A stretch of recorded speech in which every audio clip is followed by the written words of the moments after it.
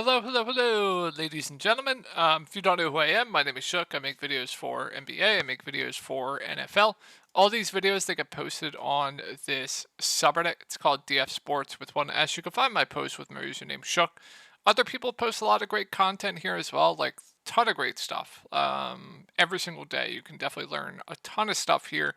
Great place to be. Like I said, my username is Shook. Here are my posts. I make updates with all the news that comes out throughout the day. You can ask me questions about the slate, anything you need. This will be linked down below. If you ever need to get a hold of me privately, you can do so on Twitter right here. All right, let's get into my lineups from tonight. So, played FanDuel tonight, so going to be a great day overall. We'll go into my lineups right now, but if you are interested in more in-depth content where I post cores, I give you a core of 4 players to play, night slate content, night slate cores, showdown cores, pretty much everything you can think of for any single slate. That will also be linked down below. All right, so let's go over my lineup tonight and my thought process for this slate. So once we got Donovan Mitchell out, my thought process was pretty simple. I told all the guys in Discord I want pretty much you should be playing three Cavs in every single lineup, 2 to 3 at least in every single lineup. As you can see, I landed on 5 Cavs, and it ended up working out for me. Niang was a bit underwhelming, Struess was a bit underwhelming, but my core today did great. Craig Porter was a core play, Karis LeVert was a core play, and Max Struess was a core play. And then I didn't have a fourth core because I didn't know what I was doing with my lineup, but I told everyone Sam Merrill's a really good value. Niang's going to get a bump. He's a solid value. I told everyone how high I was on Jabari Smith. We're probably going to have some big days in Discord too. Jabari Smith was one of my favorite plays on the slate once Tari Eason and Jayshawn Tate got ruled out. I tried to fit him in my lineup, but I just couldn't find anything that was working because I really liked Randall today. That game blew out. That was a bit unfortunate for me there. He lost like a good 4 minutes or so. But yeah, slate ended up working out well. I feel like I played this slate pretty well. I will say Sam Merrill definitely was a bit over owned, so I got a little bit lucky there. But yeah, that's Draftkings. FanDuel, I basically did the same thing. I played 4 Cavs. I played Drew Holiday, like I did on Draftkings. I played James Harden, like I did on Draftkings. The only thing different really was I had Sengun, and Jared Allen. Basically, that's basically the only difference. So ended up being a great day overall for me. Hopefully you guys had a good night, and let's get into this 1, 2, 3, 4, 5, 6 game slate. Why are there only 6 games?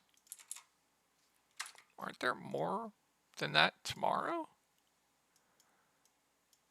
I guess, okay, that's interesting. But yeah, this slate looks really good. I love this slate. Weird that there's only 6 games. I guess they're doing a night slate separately. That's weird. I don't know why they're doing that. That's pretty dumb, if you ask me. All right, let's get this slate. It's a really, really good spot for Utah. I do want to see where the Utah guys ended minutes-wise and see what Markkanen ended with. Okay, so Markkanen played 36 minutes. You saw Simone Fontecchio play 36. You saw Sexton play 34. You saw THT play 30. You saw Walker Kessler play 30. They're running a pretty tight rotation, so that's a good thing to see in a really, really good spot going up against Detroit. So if we do get a similar rotation, I mean, you definitely have to have an interest in a sub K, Lauri Markkanen, in a really, really good spot. When he was fully healthy and he was playing normal minutes, he was like a 9K player. So you're definitely getting a little bit of a discount here. Good rebounder, can stuff the stat sheet, phenomenal spot. He should be able to eat here going up against like the likes of Isaiah Stewart, etc. So really good spot for Markkanen. I think it looks like a solid play up here at the top. And then definitely have to have interest in the guards. THT, Sexton. With no Clarkson, these 2 guys are going to dominate the usage. These 2 guys, they're going to chuck when they're out there. Sexton, they're both going to stuff the stat sheet. I would say Sexton's a bit safer, but both going to stuff the stat sheet, also do a bit everything for this team. So I think they're both solid plays, even at their respective price points. Can't pay that price for John Collins off of the bench. We'll see about Keontae. Okay, it looks like he is out. So yeah. The guards, like I said, look good. Walker Kessler, he played 30 minutes tonight. Had a bit of a bad game, but he is a guy that when he goes for like couple blocks and like a steal, he has this type of ceiling. Also has double upside as well. Once again, should be able to feast with whoever they put up on him. So I think he's an interesting tournament play. We do have some late news that we're gonna have to keep an eye on. So it's just like locking too many early plays could be, maybe bad. But I like his ceiling for tournaments. Priced right though. I'm not going to get to the bench. Simone, 6K, feels priced right. He'll play huge minutes, but definitely overpriced. And then I don't think I'll be liking anything else. Olenek's overpriced for the minutes he got tonight. Like I said, Collins been coming off the bench. Hard to go there. I'm not going to touch this value. Moving on to Detroit, so we have Isaiah Stewart back, and we also have Killian Hayes coming back, so we'll see what they do with the starting lineup here. I would expect it to just be Killian Hayes and Isaiah Stewart, so like Cade, Killian, Stewart, Bojan. Cade, Killian, Stewart, Bojan, Ozer, I guess, would be my guess. Or they could go with a guard lineup, like, we'll see. But I would expect that to be the starting lineup. So, really good spot for these guys. Kate Cunningham, he played huge minutes tonight. 44 minutes. Was it tonight or the other night? Played 44 minutes in regular. I don't know if it went in overtime, actually. Let me check. Because if it didn't, that's absolutely insane. It did not. So that's absolutely insane. I think normally you're going to get mid to high 30s minutes from Cade, which makes him a solid option at 8.6K in a really good spot going up against Utah. So I like Cade here at the top. Bojan, he's also going to play huge minutes, 39, 31. This is in a blowout as well. He's honestly been their most efficient player of late. If he's hitting his shots, he does have a big ceiling. I would say he's more priced right, but it's a really good spot. Utah does give up a ton of three-pointers as well. So I have interest in Bojan for tournaments. I think he's interesting. All at 6K, got his minutes just slashed out of nowhere. More of a tournament play for me. And then Stewart, I'm not going to play Stewart at 5 points. He's playable. I don't love the price point. And then when Killian Hayes is healthy, they're kind of going with the hot hand between Jaden Ivey and Killian Hayes. So both of them are just more tournament plays for me. If you see in games past, there's been games where he's barely played and Ivey's played more. There's games where he's played well, played more. So Ivy, Hayes, they're more tournament plays. With Hayes coming back, they just go with the hot hand there. And then these guards of like Sasser, Burks, they're all out of play for me with Killian Hayes coming back as well. Moving on to the Pelicans, so kind of a bit hard to talk about now with Zion questionable. You have Jonas Valanciunas questionable. You have Herb Jones questionable. I will say you have Cody Zeller questionable. I will say this: if they're all in, there's not much to like here in a tough spot going up against Cleveland. The main guys, they would all be in play at their price points. Like Zion would be a bit too cheap, so I guess I'd like Zion. I played him this late. He's gotten a random massive foul trouble. Like I said, I have some interest in the main guys. Zion would be my favorite at their price points. Jonas, you would think they would need him out there. He has also been playing around 30 minutes a game. We know he's a really good point per minute guy. Would just be a tournament play for me, but he does have this type of upside. And then I don't think I'd get to anyone else if everyone's in. Herb Jones seems priced right, so there wouldn't be much here. But if we get a situation where all of these guys are out, then Ingram's going to look really good. CD is going to look really good. You're going to get you're going to see a ton of like Najee Marshall. I would like him for value. Might see some Jordan Hawkins. He would be interesting. Trey Murphy's going to have to play a decent amount. I would like him. I don't even know who they would start at the 5. They could go small, which I don't know if they would up against Cleveland. If Zeller's in, we'll see. They might have to dust off some JRE. It's just really hard to talk about right now. But there will definitely be some things to like on this team if these guys are out. And I will make updates on Reddit when we do get this news. If we get a situation, especially if Herb's out as well. If we get a situation where like Zion's out and Jonas Valanciunas is in and everyone else is in, then I like Ingram. I like CJ. Jonas minutes would be a little bit more secure. Still interesting for tournaments. Herb would be playable at 5'6". Najee will get a bump, and I don't think I'd like much else. But there's definitely going to be some things to like here if some of these guys are out. And then if they're all out, there's going to be a lot. Moving on to Cleveland, so the big news here is going to be Donovan Mitchell. If he's in, then I like Donovan Mitchell up at the top. Everyone else would be priced right, though. I don't think I'd like much else. It would basically just be Donovan Mitchell up at the top. LeVert would be more of a tournament play. He didn't really play much the last game with Donovan Mitchell out. With Garland out. So it'd just be a tournament play for me at 6.5K.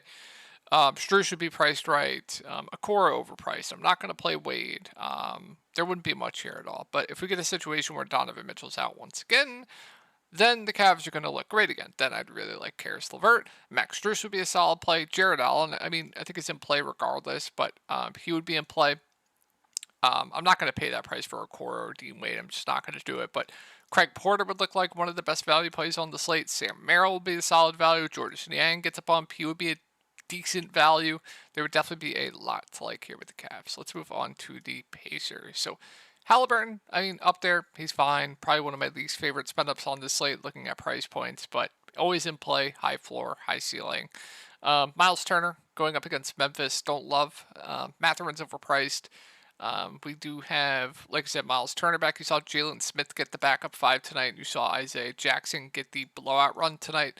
At their price points, they're both out of play for me. And then the wings, they go with the hot hand. They're all just tournament plays for me. I will say Mathurin's just way overpriced for me to even consider him. So don't love much there outside of Halliburton, who's playable. Moving on to Memphis, just a smash spot here. Ja Morant, my favorite spend up on the slate. I mean, as of right now, I absolutely love Ja Morant. Played 35 minutes. He's their go-to guy. Really good fantasy producer. One of the best matchups you can get going up against the Pacers. This game should be played fast. It should be high scoring. I love Ja Morant at 9.5K. He's probably going to be really popular tomorrow, but I think it's for good reason. He looks phenomenal to me. Absolutely love him. Bane Jaren, I think, are a bit overpriced with Ja Morant back, but you did see a big game out of Jaren anyway. But it's a really good spot, so they are in play. Marcus Smart's going to be out. Not going to play Aldama. Vince Williams played 35 minutes. I think he's a reasonable play at 5.2K. And then the bigs, nope. David Roddy, I don't even think played much. Nope. And then like Zaire, you're going to see a little bit of, and Conchar, I believe, got a little bit of run. I don't think it's necessary to go to those guys. So yeah, let's move on to the Clippers. So Paul George is questionable. We'll see if he plays. If he plays, Clippers basically a cross out for me. I don't think I'd have too much interest in basically anyone here going up against the Thunder. All the main guys would be overpriced. Zubac is now priced right. Pal would be overpriced. Man's already priced right. So there wouldn't be much here to like. I do want to see how much minutes the main guys did end with tonight. They ran a really, really tight rotation. So if Paul George is out, then that's where he gets placed. Harden, Kawhi would be good plays. I will say they are now priced right for the situation, but they'd still be solid plays. Westbrook, I would say, is overpriced. Zubac's priced right. Norm Powell, going to play huge minutes off the bench. We know he's going to chuck when he's out there. I think he'd be a solid play. And then Amir Coffey would be a solid value. He played 39 minutes tonight, so I would like Amir Coffey quite a bit. He'll be low usage when he's out there, but he did play huge minutes, and the man's playable, but I would say he's priced right. So keep an eye on this. Could open up some stuff. OKC, probably one of my least favorite teams to target on this slate. I don't love Shy going up against the Clippers. Tough spot there. Chet is fine at 7-4. Does have a ceiling. Minutes haven't been great all season. Jalen Williams at 6'4" seems priced right. It's just disgusting. I guess if you want to consider like an Isaiah Joe for value who should get high teens minutes off the bench, it's fine. But I don't love anything on OKC. Let's move on to the Spurs. So it looks like we're going to have everyone healthy for this game going up against Chicago. So assuming they start Victor Wembanyama at the 5, I really like him. When he's starting at the 5, he gets such a big boost. Good shot blocker. Goes for a ton of blocks every single game. If you're playing on FanDuel, it's just an absolute smash on FanDuel. I haven't looked at his price points, but the blocks being 3 over there, it's just insane. So if Victor does start at the 5, I like him quite a bit. Going up against Chicago. Keldon, Vassell, just more contrarian plays for me. Sochan, meh. Don't love much else here. I think it's just Wemby at the top for me. Really good spot here for the Chicago guys. Levine going to continue to be out, so I really like all 3 of the main guys. DeRozan, Kobe White, Vooch, I think are all solid plays. Not priced up enough, in my opinion, going up against the Spurs. So I like DeMar, I like White, I like Vooch. All good plays, in my opinion. Patrick Williams is priced right. Alex Caruso's overpriced. Aya with Caruso back's unplayable. Andre Drummond's overpriced. So it's really just the main guys up at the top. Orlando, not the best spot here, so I don't love much. Paolo, I think is priced right. Franz, overpriced. The guards, they're fine. Keep an eye on Wendell Jr. though. If they say they're going to bump up his minutes, then I definitely like him at 5.4K.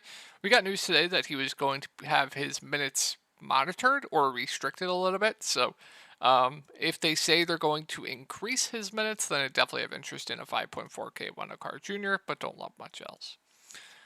All right, biggest news of the slate going to be Giannis Antetokounmpo. He is questionable. If he's in, it's just Giannis at the top, who's a good spend up. Dame would be priced right. Middleton would be priced right. Bobby Portis would still be in play. Beasley, I think, is relatively safe regardless. I'm not going to touch like Andre Jackson or any of these guys though. If Giannis is out, that changes the entire slate. Then obviously Dame's going to be one of the best spend ups on the slate. Chris Middleton's going to look amazing. Bobby Portis would be one of the best plays on the slate. Then we can consider guys like Andre Jackson, Pat Connaughton, Marjon Beauchamp. We'll see what they do with the starting lineup, etc. But the main bumps will be like Andre Jackson. But we'll see what they do. Last time they started Andre when someone was out. So we'll see what they do there. But there will be a lot to like on this Bucks team. So that's going to wrap it up for the video. I hope you guys had a great night. Hope you guys are enjoying the holidays, and I will talk to y'all in the next one.